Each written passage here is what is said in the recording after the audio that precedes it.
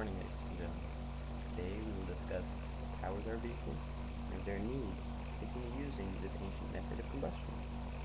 I'll present you details of the history of oil, cars of today, and cars of the future. Most importantly, I want you to walk away asking yourself and one another, is oil all that necessary in this day and age?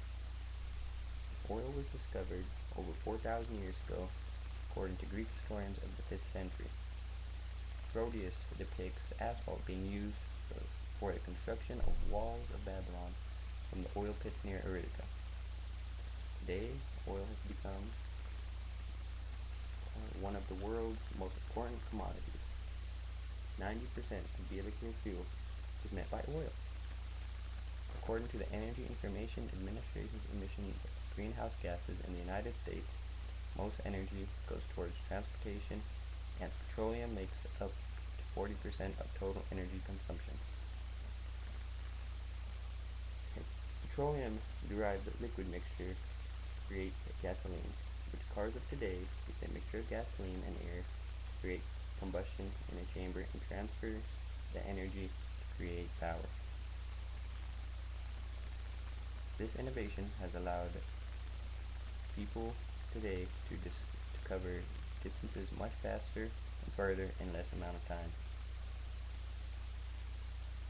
It has also led to the reinvention of trains, cars, planes, boats, and space shuttles that go faster, further, and places no human beings have ever been before. Many of man's accomplishments have petroleum to thank. There are less harmful fuel sources out there, so why do we have to rely on petroleum? About 80% of the world's readily accessible reserves are located in the Middle East, costing America 12 million barrels of oil a day at around $138 per barrel for over 400 trillion a year in spending. In the 1800s, it was zero emissions per metric ton of greenhouse gases. Today, there are over 7 trillion emissions per metric ton.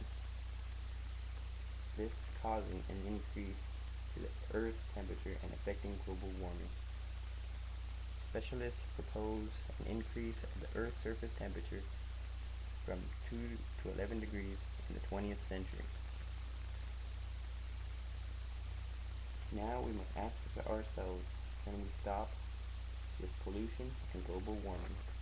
The answer is yes. With alternative fuels, we can do it. Many innovations have been created to break the bonds of petroleum use.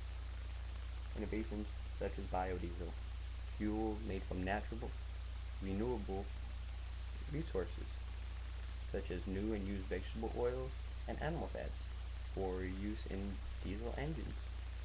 Unlike petroleum, biodiesel comes from renewable resources.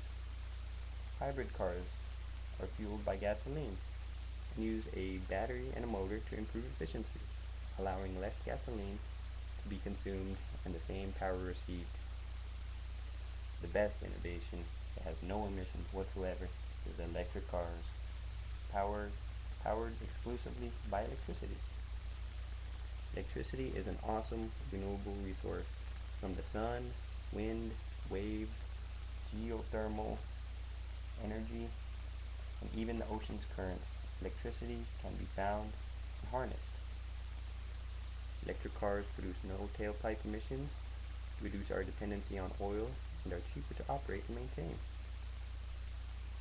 Many companies today are working on their own versions of electric vehicles.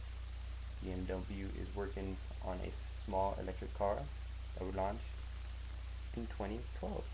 Dodge plans to release its Dodge Circuit EV by 2011, said to do 0 to 60 in less than 5 seconds, with a top speed of more than 120 miles per hour. Ford has its Ford Focus EV due out in late 2011. Nissan is calling its new electric car the Nissan Leaf, the world's first affordable zero-emissions car, with a price range of only $30,000. This is only naming a few companies, but the electric car is not too far on the horizon. Vehicles today are great for getting around, but not for the footprint they leave on our environment. With the technological advances today, we can do the same and more with less. So before you turn the key and drive home today, ask yourselves, do I need pollution in my life? And what can I do to make this world a better place? God bless, and thank you.